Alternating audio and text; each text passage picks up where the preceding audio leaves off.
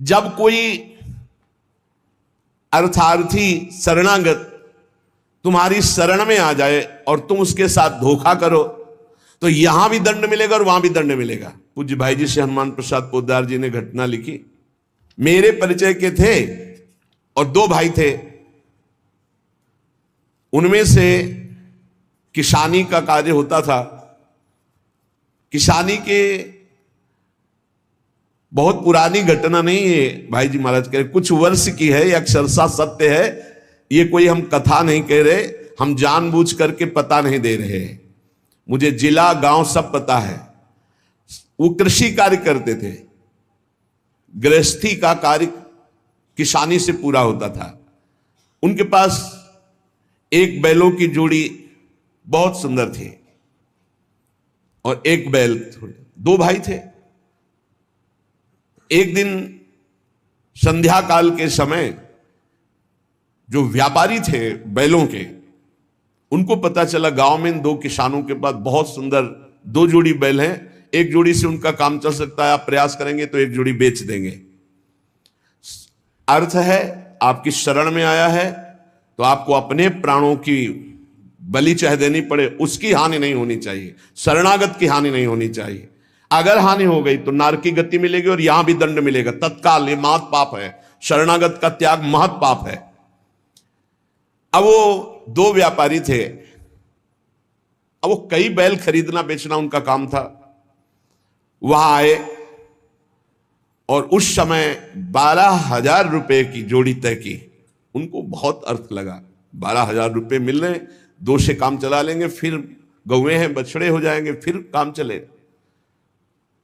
12,000 रुपए ये देंगे और ये व्यापारी हैं तो उनके पास थैला भी था तो और भी रुपए होंगे। संध्या का समय था, व्यापारी ने कहा कल सुबह हम बैल लेकर चले जाएंगे, आज रात हम तुम्हारे यहां सो जाएं। रात्रि हो रही, उनके मन में तुरंत चलने लगा दोनों किसान भाइयों के।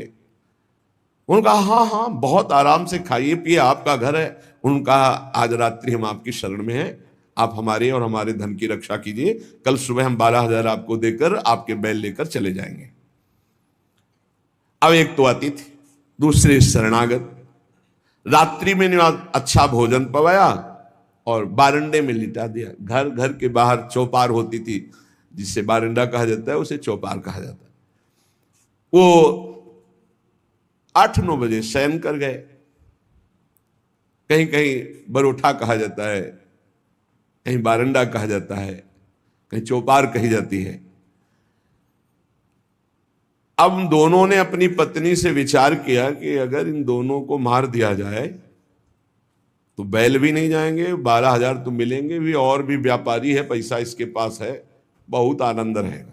ये भाव बिल्कुल नाशकारी, क्योंकि उस शरण में है तुम्हारी, वो अतिथि है, बिल्कुल। ये तो मतलब लोक परलोक तत्काल नष्ट कर देता है, तत्काल। इसे महत् पापों में कहते हैं। और महत् पाप तत्काल प्रभाव दिखाता है, तत्काल। वो ऐसा नहीं कि नरक जाओगे वो बाद की बात, तत्काल तुम्हें दंड देगा। ये महत् पाप तत्काल दंड देता है। उनके हृदय में हत्या करने का पूरा विचार बन गया, पाप भरी योजना। पत्नी उनकी सहयोगी हुई तो पत्नी ने कहा पहले लाश गाड़ने की व्यवस्था तो सोचो, घर में तो गाड़ी नहीं जा सकती। तो उनका हमारा खेत है बगल में गन्ने का, हम दोनों जा रहे हैं और एक ही गड्ढे में दोनों को दबा देंगे, इनके नाप का गड्ढा खोद के अभी आते हैं हम। वो अति शीघ्र गन्ने के खेत में जाके गन्ना काट के और गड्ढा खोदने लगे। दैव योग से एक पड़ोसी को सोच लगी, भगवान का विधान होता, जाको राखे साइया मार सके न कोई। वो सोचा बगले में गन्ने का खेत है, यहीं निपट लेते। पहले शौचालय तो हुआ नहीं करते थे, गांव के बाहर खेतों में दूर जाना होता था। अब वो गन्ने के खेत में बगले में जाके, अब ये बोले इतने में दो आ जाएंगे। उसको लगा ये रात्रि में क्या प्लान बना रहे हैं। नजदीक गए, बोले देखो एक को नीचे कर देंगे, एक को ऊपर कर देंगे। बोले कहीं पाप तो नहीं हो रहा। बोले 20,000 रुपया उसके पास है, तुम पाप की सोच रहे हो। उनको जो सोच गया था उसकी सोच तो हो गई। उसने सोचा कोई घटना हो रही। तो उनका दोनों को मार करके इसी में गाड़ देंगे, 2 गड्ढे खोदने की जरूरत नहीं। अच्छा 2 हैं और देखो कोई जानेगा नहीं, बरूठे में ही तो पड़े हैं और सो गए होंगे।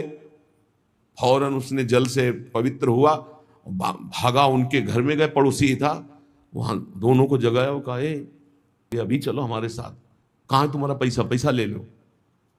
अब वो भगवान की प्रेरणा से बचाने के लिए तो उनको संशय भी नहीं हुआ, फौरन अपने झोला लिए जिसमें रुपया रखे थे और वैसे ही गद्दा बिछा हुआ, वैसे ही रजाई रखी हुई, अपने घर में ले गया और कहा इन दोनों भाइयों ने मारने का प्लान और गड्ढा खोद दिया है, चुप यहीं शांत रहे। और उनके दोनों के एक एक लड़के थे जो नौटंकी देखने गए थे गांव के। कर्म बोले हमने तो सोचा था सिराने ही होगा,